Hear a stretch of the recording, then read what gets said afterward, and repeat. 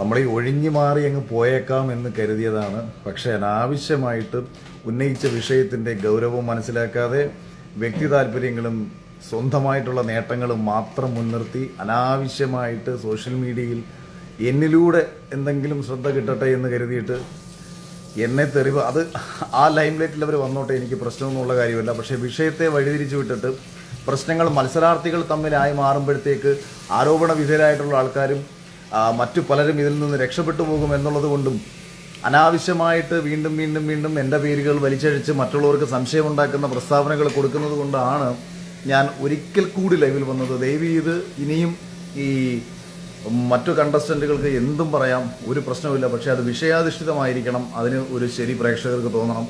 ജനങ്ങൾക്കിടയിൽ വെറുതെ പരസ്പരം സീസൺ 6 നടക്കുന്ന സമയത്ത് സീസൺ 5 മത്സരാർത്ഥികളോ സീസൺ 4 മത്സരാർത്ഥികളോ കാണിക്കുന്ന കോമാളിത്തരങ്ങളെയും വിവരക്കേടുകളെയും അവർക്ക് സംശയം ഉളവാക്കുന്ന രീതിയിലാവരുത്. അതുകൊണ്ട് പരമാവധി സംസാരിക്കുമ്പോൾ വ്യക്തിപരമായിട്ടല്ലാതിരിക്കുക എന്നതാണ് ഞാൻ ആഗ്രഹിച്ചിരുന്നത്.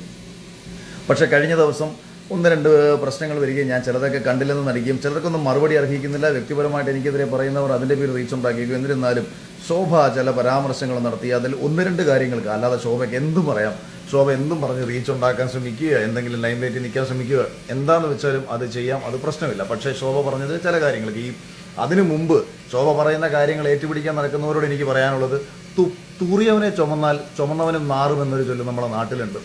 അതൊന്ന് ഞാൻ നിങ്ങളോട് പറയുകയാണ്. ഇപ്പോൾ ഇതിൽ ഈ ചാനൽ ചർച്ചകൾ എന്നെ ന്യൂസ് 18 ചാനലിൽ നിന്ന് വിളിച്ചു. ഞാൻ വിളിച്ച സമയത്ത് ഞാൻ അവരോട് അങ്ങോട്ട് ചോദിച്ച ഒരു ചോദ്യം എന്ന് പറയുന്നത്, ഞാൻ അവരോട് ആരോപണ വിധേയരായിട്ടുള്ളവരിൽ നിന്ന് വിഷമങ്ങൾ ഉണ്ടായിട്ടുള്ള ആൾക്കാരുടെ പേരുകൾ പറയാം, അതായത് സ്ത്രീകളുടെ പേരുകൾ ഞാൻ പറഞ്ഞാൽ നിങ്ങൾക്ക് ആംബിയർ ഉണ്ടോ ഇത് ടെലികാസ്റ്റ് ചെയ്യാൻ?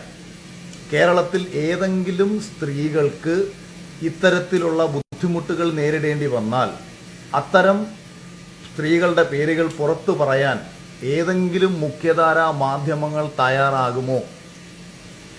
ഈ വിവരക്കേടുകൾ പറഞ്ഞുകൊണ്ട് ചാനലിലിരുന്ന് ചർച്ച നടത്തുന്ന ലവലേശം ബോധ്യമില്ലാത്ത മാധ്യമ കോമാളികളോട് തന്നെയാണ് എൻ്റെ ഈ ചോദ്യം. പിന്നെ രണ്ടാമത്തെ കാര്യം, സ്വന്തം താല്പര്യങ്ങൾ സംരക്ഷിക്കാനും സ്വന്തം നേട്ടങ്ങൾ സംരക്ഷിക്കാനും വേണ്ടിയിട്ട് ശാരീരികമായോ സാമ്പത്തികമായിട്ടോ ഉള്ള കാര്യങ്ങൾ കൊടുത്തുകൊണ്ട് ആരെങ്കിലും ഒരു കാര്യം നേടിയെടുക്കുന്നുണ്ടെങ്കിൽ അവർ ആരെങ്കിലും വന്ന് പുറത്തു പറയുമോ? അവരുടെ അത്തരം പ്രവൃത്തികൾ കൊണ്ട് അർഹതയുള്ളവർക്ക് നീതി നിഷേധിക്കപ്പെടുന്നു എന്നുള്ളതല്ലേ ഞാൻ ചൂണ്ടിക്കാണിച്ച പ്രധാനപ്പെട്ട പ്രശ്നം.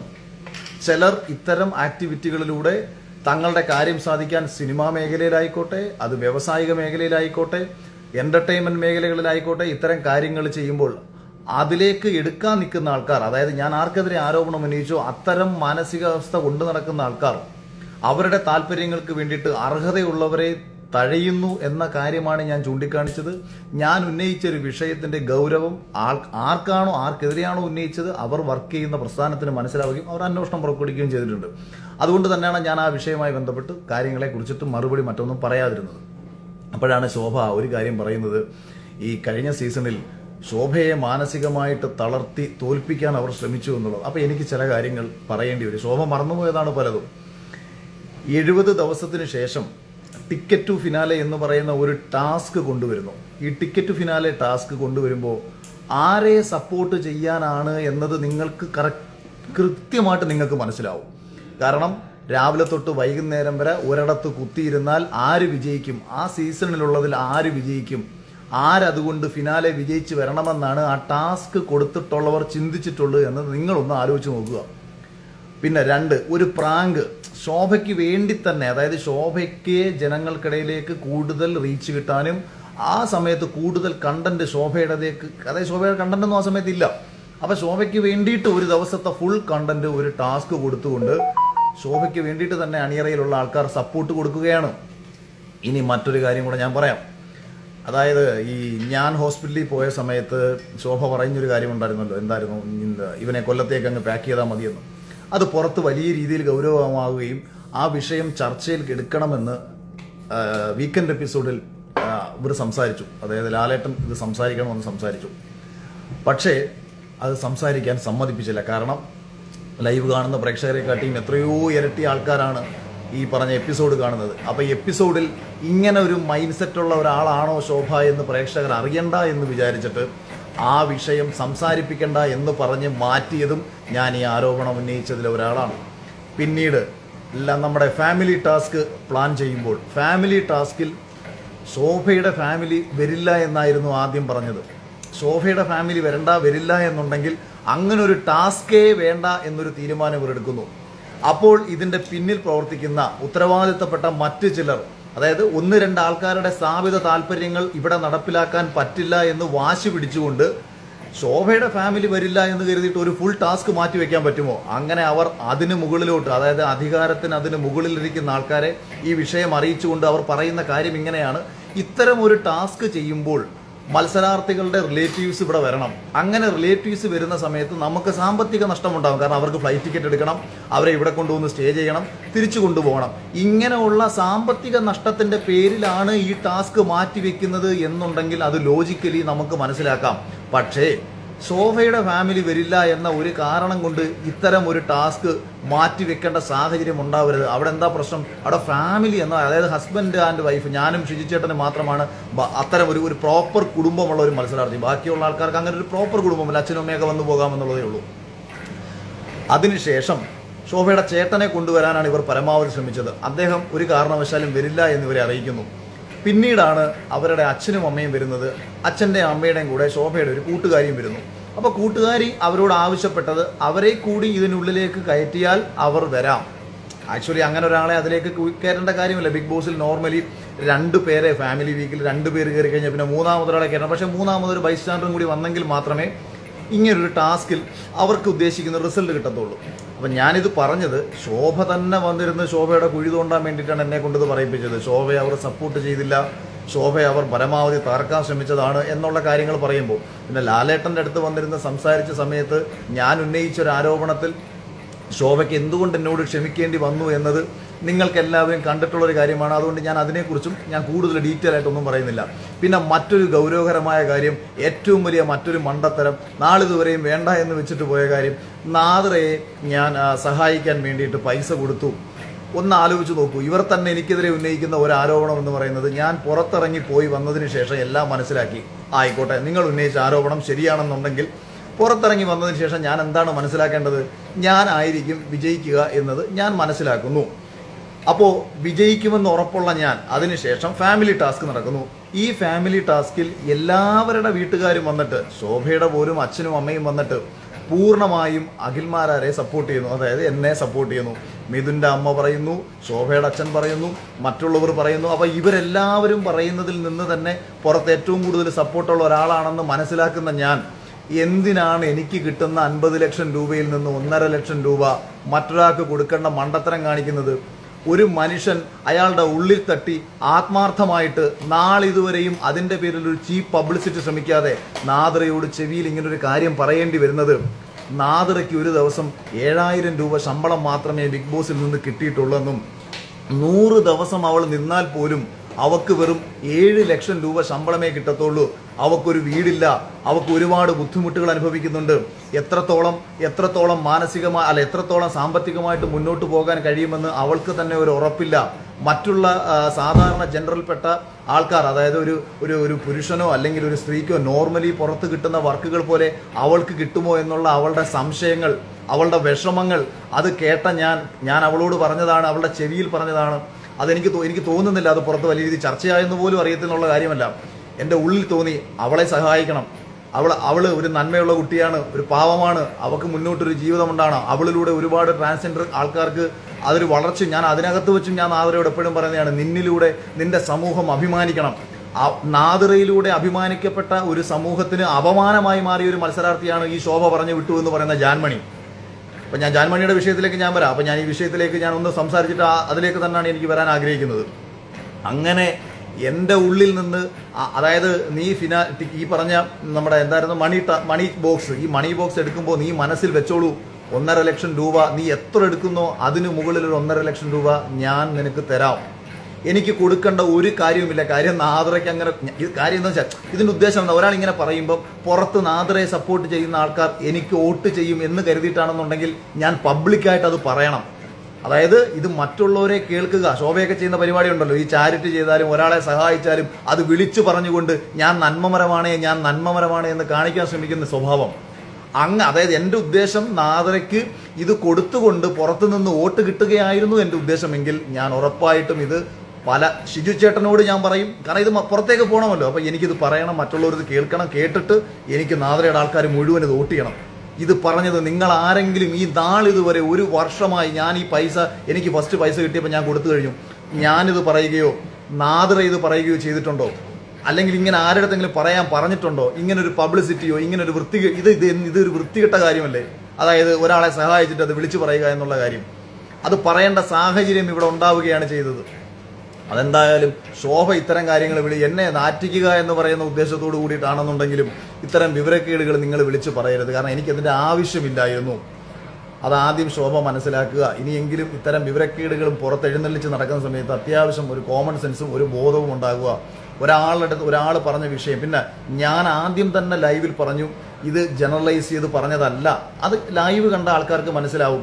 അപ്പോൾ ദിയാസനെയാണ് ഫേസ്ബുക്കിൽ ഒരു പോസ്റ്റ് ഇട്ടത്. അപ്പോൾ അവൾ എന്നോട് പേഴ്സണലി അവൾ എന്നെ വിളിച്ച് പറയുകയും ചെയ്തു, അഖിലെ ഇങ്ങനൊരു സംശയം ഉണ്ടാവില്ലേ? ഞാൻ പറഞ്ഞു, ഇടി അങ്ങനെ ഒരു സംശയം ഉണ്ടാവുമെങ്കിൽ ഞാൻ രണ്ടാമതൊരു ലൈവ് ഇടാം. ആ രണ്ടാമത്തെ ലൈവിൽ ഞാൻ വളരെ കൃത്യമായി പറഞ്ഞു, ഞാൻ ഇന്റർവ്യൂവിലും കൃത്യമായി പറഞ്ഞു, സീസൺ 5 ഒരു മത്സരാർത്ഥി പോലും എന്നോട് വ്യക്തിപരമായിട്ട് അവർക്ക് എന്തെങ്കിലും വിഷമം നേരിട്ടതായിട്ട് പറഞ്ഞിട്ടുമില്ല. ഇതും ഞാൻ പറഞ്ഞതാണ്. ഞാൻ ഇത്രയും പറഞ്ഞിട്ടും ഇത്രയും ക്ലാരിറ്റിയോടുകൂടി സംസാരിച്ചിട്ടും മത്സരാർത്ഥികളെക്കാട്ടിയും കൂടുതലും വിഷമം നേരിട്ടത് ഈ ഷോയിലേക്ക് കഴിയാതെ പോയിട്ടുള്ള ആൾക്കാർക്കാണെന്ന് പറഞ്ഞിട്ടും 3 പെൺകുട്ടികളോളം ഇതുമായി ബന്ധപ്പെട്ടിട്ടുള്ള അവരുടെ വിഷമങ്ങൾ പറഞ്ഞിട്ടും ഇനിയും ഇത്തരം വ്യക്തിവിരോധങ്ങൾ കൊണ്ട് നടക്കുന്ന ഒരു മാനസികാവസ്ഥ അറ്റ്ലീസ്റ്റ് നിങ്ങൾ മനസ്സിലാക്കണം. ഇതിപ്പോൾ തന്നെ ഞാൻ ഉദാഹരണമല്ല, നടന്ന കാര്യങ്ങൾ പറയാം. ഈ ലൈവ് ശ്രദ്ധിക്കപ്പെട്ടതിന് ശേഷം സകല മനുഷ്യരെയും, അതായത് ബിഗ് ബോസിലെ എന്നെ അറിയാവുന്നവരെയും എന്നോട് അടുപ്പമുള്ളവരെയും കടന്ന് മാറിയും തിരിഞ്ഞും വിളിക്കുകയാണ്. ആരെങ്കിലും ഒരാൾ വന്ന് എനിക്ക് സപ്പോർട്ട് കമന്റ് ഇട്ട് കഴിഞ്ഞു കഴിഞ്ഞാൽ അവരെ പോയി തെറി വിളിക്കുകയാണ്. വിഷ്ണുവിനെ ഉൾപ്പെടെ വിളിച്ചു എന്ന് പറയുമ്പോഴത്തേക്ക് നിങ്ങളൊന്ന് ആലോചിച്ച് നോക്കൂ. ഒരു കാര്യവുമില്ലാതെ ഓരോരുത്തരെ വിളിച്ച് കുത്തിത്തിരിപ്പിച്ച് സ്വന്തം താല്പര്യം സംരക്ഷിക്കാൻ വേണ്ടിയിട്ട് ഈ മീഡിയാസിൻ്റെ മുന്നിലേക്ക് കൊണ്ടുവന്ന് എന്തിനാണ് ഇങ്ങനെ ചെയ്തുകൊണ്ടിരിക്കുന്നത്? ഞാൻ ഇവരെ പറ്റിയിട്ടോ മറ്റാരെ പറ്റിയിട്ടോ ഏതെങ്കിലും ഒരു മത്സരാർത്ഥിയെ പറ്റിയോ നമ്മളിങ്ങനെ മോശം പറഞ്ഞോ? നമ്മൾ ഏതെങ്കിലും ഇപ്പം ഞാൻ ഈ പറഞ്ഞതിൻ്റെ ഒരു കോണ്ടെക്സ്റ്റ് നിങ്ങൾ മറ്റ് വെളിയിൽ വേറെന്തെങ്കിലും രീതിയിൽ എടുക്കാം. ഞാൻ ഇപ്പം നാളെയിൽ ഒരാൾ വന്നിരുന്ന് പറയുന്നു സിനിമാ മേഖലയിൽ കാസ്റ്റിംഗ് കൗച്ചുണ്ട്, അല്ലെങ്കിൽ സിനിമയിൽ അല്ലെങ്കിൽ ഒരു പർട്ടിക്കുലർ സ്ഥാപനത്തിൽ ആൾക്കാരെ ജോലിക്ക് എടുക്കുന്നതിന് മുമ്പ് കാസ്റ്റിംഗ് കൗച്ചുണ്ട്. ഇപ്പം എയർ ഹോസ്റ്റസ് പോലെയുള്ള സൗന്ദര്യം പ്രാധാന്യം കൽപ്പിച്ചുകൊണ്ട് കൊടുത്തു കയറുന്ന ജോലികളിൽ കാസ്റ്റിംഗ് കൗച്ചുണ്ട് എന്നൊക്കെ പറഞ്ഞാൽ അവിടെ ഇന്നലകളിൽ കയറിയിട്ടുള്ള എല്ലാവരും അങ്ങനെ ആണോ എന്നാണോ ചിന്തിക്കേണ്ടത്? അപ്പോൾ ഇത്തരം വൃത്തികെട്ട മാനസികാവസ്ഥകൾ കൊണ്ട് നടക്കുന്ന ആൾക്കാരെ നിങ്ങളൊന്ന് മനസ്സിലാക്കി വെക്കുക. ഇനി ജാൻമണി ദാസിന് ഞാൻ ഒരു മറുപടി കൊടുത്തു. എന്താ കാര്യം? ഈ ജാൻമണി എന്ന് പറയുന്ന സ്ത്രീ ഉള്ളിൽ കൊണ്ട് നടക്കുന്ന അഹങ്കാര മനോഭാവവും മറ്റുള്ള ആൾക്കാരെ തേർഡ് ക്ലാസ് ആക്കി ചിത്രീകരിക്കാനും അവരെ കാലിൻ്റെ അടിയിലിട്ട് ചവിട്ടി മെതിക്കാനും അല്ലെന്നുണ്ടെങ്കിൽ ഞാൻ ബിസിനസ് ക്ലാസ്സിൽ സഞ്ചരിക്കുന്ന ലേഡിയാണ് എന്ന് പറഞ്ഞുകൊണ്ട് വളരെ വൃത്തികെട്ട രീതിയിൽ ഓപ്പോസിറ്റ് നിൽക്കുന്ന ആൾക്കാർക്കെതിരെ സംസാരിക്കുന്ന സ്വയം എന്തോ വലിയ സംഭവമാണെന്ന് വിചാരിക്കുന്ന ആ ജാൻമണി ഈ ശോഭയാണ് ജാൻമണി അകത്തേക്ക് കയറ്റിവിട്ടു എന്നുള്ളത് ബിഗ് ബോസിൽ പോകുന്നതിന് മുൻപ് തന്നെ ശോഭ എന്നോട് പറഞ്ഞതാണ്. ഈ സീസൺ തുടങ്ങുന്നതിന് മുമ്പ് തന്നെ എന്നോട് പറഞ്ഞതാണ്. ഞാൻ ഈ ഷോ കണ്ടപ്പോഴും ഞാൻ ആലോചിച്ചു, മലയാളം നേരാമണ്ണം പോലും പറയാൻ അറിയാൻ വയ്യാത്ത തത്തത്ത പുത്തത്ത കിത്തത്ത പറയുന്ന ഒരു ലേഡി, അവരാണെന്നുണ്ടെങ്കിൽ ട്രാൻസ്ജെൻഡർ കമ്മ്യൂണിറ്റിക്ക് തന്നെ അപമാനം. നാദ്രയിലൂടെ ലഭിച്ച ഒരു അഭിമാനം ഈ ജാൻമണിയിലൂടെ അവർ പരിപൂർണമായും അവരുടെ സ്വഭാവം കൊണ്ട് നഷ്ടപ്പെടുത്തി. അവർ ആ ഹൗസിനുള്ളിൽ കാട്ടിക്കൂട്ടിയ ഞാനപ്പം ഇവരുടെ ചില കണ്ടന്റുകൾ കണ്ടപ്പോൾ തന്നെ ഞാൻ വിചാരിച്ചിട്ടുണ്ട്, ഇതിനകത്ത് ഞാൻ ഉണ്ടായിരുന്നുണ്ടെന്നുണ്ടെങ്കിൽ ഒരക്ഷരം മിണ്ടാത്ത രീതിയിൽ ഇവളെയൊക്കെ ഞാൻ ആക്കി തീർത്തേനെ. ഇവളുടെയൊക്കെ അഹങ്കാരത്തിന് ഇവളുടെ ബിസിനസ് ക്ലാസ്സും മറ്റേ ക്ലാസ്സും മറിച്ച ക്ലാസ്സും ഒക്കെ കേട്ടപ്പോൾ തന്നെ എനിക്ക് എൻ്റെ പെരുവരലിൽ നിന്ന് ചൊറിഞ്ഞു വന്നതാ. അതായത് ഇപ്പം ഏത് ജോലിക്ക് അഭിമാനമുണ്ട്, ഒരു സംശയവുമില്ല. ഞാൻ നാളിതുവരെ എൻ്റെ അച്ഛനോട് തട്ടടിക്കുന്ന ഒരാളാണ്. എൻ്റെ അമ്മ ഇന്നും തൊഴിലുറപ്പ് ചെയ്ത് ജീവിക്കുന്ന ഒരു സ്ത്രീയാണ്. ഞാൻ അഭിമാനത്തോടു കൂടി അവരുടെ ഒപ്പം പോയി നിന്ന് അവർക്കൊപ്പമുള്ള വീഡിയോ പങ്കുവെച്ചിട്ടുള്ള ഒരാളാണ്. ഇന്നും ഏറ്റവും സാധാരണക്കാർക്കൊപ്പം പോയിരിക്കാൻ ആഗ്രഹിക്കുന്ന ഒരാളാണ് ഞാൻ. വർഷം 1 ബിഗ് ബോസ് വിജയിച്ചതിന് ശേഷം ഇതുവരെ ഏതെങ്കിലും ഒരു സിനിമാക്കാരുടെ കൂടെയുള്ള ഫംഗ്ഷനുകളിലോ അല്ലെങ്കിൽ സിനിമയുടെ ലോഞ്ചുകളിലോ മറ്റുള്ള സ്ഥലങ്ങളിലോ നിങ്ങൾ ആരെങ്കിലും എന്നെ കണ്ടിട്ടുണ്ടോ? ഞാൻ ഒരു സ്ഥലത്തും ഇത്തരം ഷോ ഓഫ് കാണിക്കുന്ന ഒരു സ്ഥലങ്ങളിലും പോകാൻ ഞാൻ ആഗ്രഹിക്കാറില്ല. ഇവരെല്ലാവരും എന്നെ വിളിച്ചിട്ടുള്ളതാണ്. ഈ അടുത്തിടെ നടന്ന പല സിനിമാക്കാരുടെ കല്യാണങ്ങൾ ഇവിടെ എല്ലാം നടന്ന് ഷോ കാണിക്കും. ഞാൻ പോകാൻ കഴിയുമായിരുന്നിട്ടും ചില സ്ഥലത്ത് ഞാൻ പോയിട്ടില്ല. എനിക്ക് പൊതുവെ ഈ സിനിമ എന്ന് പറയുന്ന കപട മേഖലയിൽ കാപട്യം കാണിച്ച് ജീവിക്കുന്ന ആൾക്കാരുടെ ഷോ ഓഫ് കാണിക്കാൻ ഞാൻ ആഗ്രഹിക്കാറില്ല. എനിക്ക് ഏറ്റവും താഴെ തട്ടി നിൽക്കുന്നവരോടും സാധാരണക്കാരനൊപ്പവും ചേർന്ന് നിൽക്കാനാണ് ഞാൻ എല്ലായ്പ്പോഴും ആഗ്രഹിച്ചിട്ടുള്ളത്. അവരെയാണ് ചേർത്ത് പിടിച്ചതും. പക്ഷേ അങ്ങനെ ചേർത്ത് പിടിക്കുമ്പോഴും ഏത് ജോലി എന്നുള്ളതല്ല പ്രശ്നം, കയ്യിലിരിപ്പാണ് പ്രശ്നം. അതായത് ഇപ്പം ഒരാൾ ഓടയിൽ നിന്ന് വേസ്റ്റ് കോരുന്ന ജോലിയാണ് ഒരാൾ ചെയ്യുന്നതെന്ന് വെച്ചോ.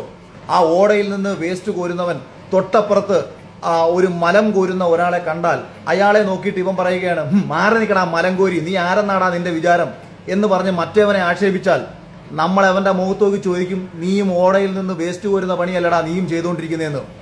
അത് അവൻ്റെ വർത്തമാനത്തിനും അവൻ്റെ കയ്യിലിരിപ്പിനുമാണ് ആ ചോദ്യം ചോദിക്കുന്നത്. അത് കേട്ടോണ്ട് നിൽക്കുന്ന പുരോഗമന ടീംസ് വന്നിട്ട് എൻ്റെ അടുത്ത് ഓടയിൽ നിന്ന് ഇത് കോരുന്നവനെ അഖിൽമാരാർ ആക്ഷേപിച്ചോ എന്ന് ചോദിച്ചാൽ ഓടയിൽ നിന്ന് കോരുന്നവരെ അല്ല ആക്ഷേപിച്ചത്. യവൻ്റെ വർത്തമാനം നീ കുറച്ചു മുമ്പ് കേട്ടിരുന്നോ? യവൻ്റെ സ്വഭാവം നിനക്കറിയാമോ? അവിടെയാണ് നമ്മൾ എതിർക്കാൻ പോകുന്നത്. ഈ ജാൻമണി എനിക്കെതിരെ ഈ ശോഭ പറഞ്ഞതും കേട്ടിട്ട്, ശോഭയുടെ വായും കേട്ടിട്ട് ഇവിടെ വന്നിരുന്ന് എനിക്കെതിരെ സംസാരിച്ചിട്ടുണ്ട്. അവൻ എവൻ മറ്റവൻ മറിച്ചവൻ മാടേ കോടയെന്നും പറഞ്ഞുകൊണ്ട് വളരെ ആക്ഷേപിച്ചിട്ടുള്ള രീതിയിലാണ് ഇവൾ വീഡിയോ ഇട്ടത്. ഇവളാരാണ് എന്നെ കയറി അവൻ ഇവനെന്ന് വിളിക്കാൻ? ഇവളാരാണ്? അപ്പോൾ അങ്ങനെ പറയുമ്പോൾ ഞാൻ ഇവളുടെ പ്രൊഫഷനെ കുറിച്ചാണ് ഓർമ്മിപ്പിക്കും. കാരണം അവളും ഞാനും ഒരേ മേഖലയിൽ വർക്ക് ചെയ്തുകൊണ്ടിരിക്കുന്ന ആൾക്കാരാണ്. ഞാനൊരു ഇൻഡസ്ട്രിയിൽ ഒരു സ്ക്രിപ്റ്റ് എഴുതി ഒരു ഫിലിം സംവിധാനം ചെയ്ത ആളാണ്. അപ്പോൾ അവളെ ഓർമ്മിപ്പിക്കും, കയ്യിലിരിപ്പിനെ എതിർക്കും. കേരളത്തിലെ ഏതെങ്കിലും മേക്കപ്പ് ആർട്ടിസ്റ്റുകളോ ഈ രീതിയിൽ ജീവിക്കുന്നവരോ ബ്യൂട്ടീഷ്യന്മാരോ ആർക്കെങ്കിലും ഒരാൾക്ക് ഞാൻ പറഞ്ഞതിൽ എവിടെങ്കിലും ഒരു വിഷമം തോന്നിയിട്ടുണ്ടെന്നുണ്ടെങ്കിൽ 1% നിങ്ങളെ പറ്റിയിട്ടല്ല പറഞ്ഞിരിക്കുന്നത്. അഭിമാനപൂർവ്വം നിങ്ങൾക്ക് നിങ്ങളുടെ ഒപ്പം ഞാൻ ചേർന്ന് നിൽക്കും. പക്ഷേ ഈ ജാൻമണിയെ കണക്കുള്ളവളുമാരുടെ അഹങ്കാരം, താനേതോ കൊമ്പത്തെ കുറേ സിനിമാ നടിമാരുടെ കൂടെ ആർട്ടിസ്റ്റായിട്ട് നടക്കുക എന്ന് പറഞ്ഞിട്ടുള്ള അഹങ്കാരം, ആർട്ടിസ്റ്റുകളുടെ കൂടെ നടക്കുന്നു എന്ന് പറഞ്ഞിട്ടുള്ള അഹങ്കാരം, അത് കയ്യിൽ വെച്ചിരുന്നാൽ മതി. അവള് നോറ എന്ന് പറയുന്ന ഒരു പെൺകുട്ടിയുടെ മുഖത്ത് നോക്കിയിട്ട് 3rd ക്ലാസ് ആണെന്നും അവളെ ചവിട്ടി അരയ്ക്കുമെന്ന് ശവിച്ചില്ലാതാക്കുമെന്ന് പറഞ്ഞവളാ. എവളുടെ ശാപം എവിടെ വെക്കാനാ? ക്വാളിറ്റിയുള്ള സ്ത്രീകൾ, ഈ ഞാൻ പറയാം, ഒരു ലൈംഗിക വൃത്തി ചെയ്ത് ജീവിക്കുന്ന ഒരാൾക്ക് പോലും അയാൾക്ക് അഭിമാനമുണ്ട്. അയാൾ ശപിച്ചാൽ പോലും ആ ശാപം പുറത്ത് ഒരു മനുഷ്യനെ ബാധിക്കും. അതുപോലല്ല ഇതുപോലുള്ള അഹങ്കാരികൾ അവൾ ശപിച്ചില്ലാതാക്കുമെന്ന് അവൾക്കെതിരെ പറയണമെന്ന് ആഗ്രഹിച്ചിട്ട് അവൾക്കെതിരെ തന്നെ അത് പറഞ്ഞത്. പിന്നെ അപ്പം ആ 2 വിഷയത്തിനും ക്ലാരിറ്റി കിട്ടിയെന്ന് വിശ്വസിക്കുന്നു. ഇനി എനിക്കൊന്ന് ശോഭ പറഞ്ഞ മറ്റു വിഷയങ്ങൾക്കൊന്നും എനിക്ക് പ്രത്യേകിച്ച് ആരുടെ സംശയിച്ച് മറുപടി പറയേണ്ട കാര്യങ്ങളില്ല. പിന്നെ പിന്നെ പിന്നെ ഇവർ ഈ ആവർത്തിച്ച് പറയുന്ന മറ്റൊരു സാധനം, ഈ പുറത്ത് പോയി തിരിച്ചു വന്നാൽ, അതായത് ഇപ്പോൾ ഈ സീസണിൽ ഇപ്പം ജാസ്മിൻ എന്ന് പറയുന്ന ഒരു മത്സരാർത്ഥി സപ്പോസ് പുറത്ത് പോകുന്നു എന്ന് വെച്ചോളൂ. ജാസ്മിൻ പുറത്ത് പോയിട്ട് കുറച്ച് കാര്യങ്ങൾ അറിയുകയാണ്. അതായത് ഗബ്രിയും ജാസ്മിനും തമ്മിലുള്ള റിലേഷൻഷിപ്പിൽ ജാസ്മിന് ഭയങ്കര നെഗറ്റീവാണെന്നും ഗബ്രിയെ മാറ്റി നിർത്തി കഴിഞ്ഞാൽ ജാസ്മിന് സപ്പോർട്ട് ഉണ്ടാകുമെന്ന് അവൾ പുറത്തു പോയിട്ട് തിരിച്ചു വരുമ്പോൾ മനസ്സിലാക്കുന്നു. അങ്ങനെ പുറത്തു പോയി തിരിച്ചു വന്ന ജാസ്മിൻ 50 ദിവസം എങ്ങനെയാണോ ഹൗസിൽ നിന്നത് അതിൽ നിന്ന് പരമാവധി സ്വഭാവത്തിൽ വ്യത്യാസങ്ങൾ വരുത്തുന്നു. ആ വ്യത്യാസങ്ങൾ എന്താണ്? പുറത്തുള്ള പ്രേക്ഷകരുടെ ഇഷ്ടാനിഷ്ടങ്ങൾ മനസ്സിലാക്കി സ്വഭാവത്തിലൊരു വ്യത്യാസങ്ങൾ വരുത്തി പെരുമാറുന്ന സമയത്താണ് ഒരാൾ പുറത്തു പോയി തിരിച്ചു വരുമ്പോൾ അയാൾക്ക് എന്തോ മനസ്സിലായെന്നും അയാൾ ഇന്നലെ വരെ കളിച്ച ഗെയിമല്ല കളിക്കുന്നതെന്നും മനസ്സിലാക്കുന്നത്. ഞാൻ 61ാമത്തെ ദിവസം പുറത്തുപോയി തിരിച്ചു വന്നതിന് ശേഷം നിങ്ങൾ എന്നെ ഏറ്റവും കൂടുതൽ ആക്ഷേപിച്ചിട്ടുള്ള മുണ്ടുപൊക്കി എന്ന് പറയുന്ന പ്രശ്നമാണ് സംഭവിക്കുന്നത്. അപ്പം ഞാനത് മാപ്പ് പറഞ്ഞിട്ട് പ്രേക്ഷകർ ഇഷ്ടം പിടിച്ചു പറ്റിയെങ്കിൽ ഇരുന്നാൽ പോരെ? ഞാൻ ചെയ്ത ആക്ടിവിറ്റീസിൽ ഞാൻ ഉറച്ചു നിൽക്കുകയും അവർക്കെതിരെ സംസാരിക്കുകയും ആ ടാസ്കിൽ ഏറ്റവും മനോഹരമായി പെർഫോം ചെയ്യുകയും ചെയ്ത ഒരാളാണ് ഞാൻ. അതുകൊണ്ട് ഈ ആരോപണങ്ങളും ആക്ഷേപങ്ങളും ഉന്നയിക്കുമ്പോൾ എന്തെങ്കിലും സത്യമുണ്ടോ എന്ന് നോക്കണം. ഞാൻ പറഞ്ഞ വിഷയം കേരളത്തിൽ ഇനി നാളെയിൽ നടക്കാൻ പാടില്ല. അവരത് അറിയണം. അതിനകത്തൊരു അന്വേഷണം ഉണ്ടാവണം. ഇനിയും നാളെയിൽ ഈ മേഖലയിലേക്ക് കടന്നു വരാൻ ആഗ്രഹിക്കുന്ന ഒരു കുട്ടിക്ക് അവസരങ്ങൾ നിഷേധിക്കപ്പെടാൻ ഇത്തരം കാരണങ്ങൾ കൊണ്ട് പാടില്ല എന്ന ഉദ്ദേശശുദ്ധിയോടുകൂടി പറഞ്ഞ കാര്യങ്ങളെ, ഒരാളെ പോലും വ്യക്തിപരമായി ആക്ഷേപിക്കാത്ത കാര്യങ്ങളെ, സാധാരണ നമ്മളൊരു സിനിമാ നടനെതിരെ പറഞ്ഞാൽ ആ സിനിമാ നടൻ്റെ ഫാൻസ് വന്നിട്ട് നമ്മളെ ചീത്ത വിളിക്കും. ഇത് ഈ ചാനലിൽ പ്രവർത്തിക്കുന്ന ഈ 2 പേർക്ക് എന്തായാലും ഫാൻസ് ഒന്നുമില്ല. പിന്നെ ഇപ്പോൾ എനിക്കെതിരെ ഒരു പഴയൊരു മത്സരാർത്ഥിയുടെ അച്ഛൻ പോലും PR കൊടുത്തേക്കുന്നതാണ് ഞാൻ അറിഞ്ഞത്. അതായത് നമുക്കെതിരെ പറയണമെന്ന് കാര്യം, പുള്ളിക്ക് എന്തെങ്കിലും ഹൈപ്പ് കിട്ടുന്നത്. അപ്പോൾ കിട്ടിയ ഒരു അവസരത്തിൽ നമുക്കെതിരെ എന്തെങ്കിലും പറഞ്ഞ് ഹൈപ്പ് ഉണ്ടാക്കാൻ നടക്കുന്നവരങ്ങ് നടന്നോ. ഇനി ഈ വിഷയത്തിൽ ഇനി ആർക്കെങ്കിലും ഒരു കാര്യം കൂടെ ഞാൻ പറയാം. അവിടെയും ഇവിടെയും ഇരുന്ന് യൂട്യൂബിലും വീഡിയോസിലും പിന്നെ സൈബർ ബുള്ളിങ്ങിനെ കുറിച്ച് ഇവർ പറയുന്നു. ഇവരുടെ വിചാരം എന്താ ഇവർക്ക് മാത്രമാണ് സൈബർ ബുള്ളിങ് എന്ന? ഇത് എനിക്കെതിരെയും അതിശക്തമായി നടക്കുന്നുണ്ട്. എൻ്റെ ഭാര്യയുടെയും എൻ്റെ അമ്മയുടെയും വരെ പേരും പറഞ്ഞിട്ട് എൻ്റെ ഭാര്യയും എൻ്റെ അമ്മയും ഏഷ്യാനെറ്റിൽ പോയി കിടന്നു കൊടുത്തത് കൊണ്ടാണ് എനിക്ക് കപ്പ് കിട്ടിയതെന്ന് പറഞ്ഞ് നടന്ന് വീഡിയോസ് ഇടുന്ന ആൾക്കാരുണ്ട്. ആരാണ് ഇതിൻ്റെ പിന്നിൽ? ഇത് ഈ വിക്ടിമും ഇരവാദവും ഉന്നയിച്ചുകൊണ്ട് നടക്കാൻ വെറും കോമാളിയല്ല ഞാൻ. ഒരു പബ്ലിക് ഫിഗർ ആകുന്ന സമയത്ത് ആൾക്കാർ എതിർക്കും, ആൾക്കാർ അനുകൂലിക്കും. ഇതൊക്കെ സംഭവിക്കുന്നത് സ്വാഭാവികമാണ്. നമ്മളതെല്ലാം കേൾക്കാൻ ബാധ്യസ്ഥരുമാണ്. ഇന്നലകളിലും ഒക്കെ തന്നെ ഒരുപാട് സൈബർ ബുള്ളിങ് ഇവർക്ക് ഉണ്ടായിട്ടുണ്ട്. അതുകൊണ്ട് ഈ ഒരു വിഷയത്തിൽ പറഞ്ഞ് എടുത്ത് പൊക്കിപ്പിടിച്ച് ഞങ്ങളെയാണേ എന്നൊന്നും പറയേണ്ട കാര്യവുമില്ല. അപ്പം ഇനി ആർക്കെങ്കിലും എന്നോട് സംസാരിക്കാനുണ്ടെങ്കിൽ കണ്ണീ കണ്ട ഓൺലൈൻ ചാനലുകളിലും അവിടെ എവിടെയും പോയിരുന്നിട്ട് സംസാരിച്ച് സമയം കളയേണ്ട കാര്യമില്ല. എൻ്റെ അടുത്ത് വന്ന് സ്ട്രെയിറ്റ് സംസാരിക്കുക. അതിനുള്ള ആംബിയർ ഉണ്ടെന്നുണ്ടെങ്കിൽ, അതിനുള്ള ആത്മാഭിമാനവും ധൈര്യവും ഉണ്ടെന്നുണ്ടെങ്കിൽ വരാം. ഇനി അതല്ല, എൻ്റെ അടുത്ത് തർക്കിച്ച് ജയിക്കാനോ വിഷയത്തിൻ്റെ മെറിറ്റ് പറഞ്ഞ് സംസാരിക്കാനോ ഒക്കെ എന്ത് വേണമെങ്കിലും, നിങ്ങൾക്ക് ആ ഇത്തരം കാര്യങ്ങളിൽ എന്ത് വേണമെങ്കിലും ആകാം. അല്ലാതെ ഇനി നിങ്ങൾക്ക് ആർക്കും വേണ്ടിയിട്ട് ഇൻഡിവിജ്വലി വന്ന് പറയത്തില്ല. ഇന്നത്തെ എപ്പിസോഡിൽ ലാലേട്ടൻ പറയാനുള്ളതും അല്ലെങ്കിൽ എനിക്ക് തോന്നുന്നു ചാനൽ അവർ പറയാനുള്ള അവരുടെ ഭാഗം ന്യായീകരിക്കും. അതിനുശേഷം നമ്മുടെ മറ്റ് അന്വേഷണത്തിൻ്റെ ഭാഗമായിട്ടുള്ള കാര്യങ്ങൾ സംസാരിക്കുക എടുക്കുകയും ചെയ്യും. ഓക്കെ, അപ്പോൾ താങ്ക് യു. വിമർശകർ കോമാളികളെ, നിങ്ങൾ ഇനിയും ഈ പറയുന്ന ആൾക്കാരുടെ തീട്ടം ചുമന്ന് നിങ്ങൾ ജീവിച്ചോളൂ.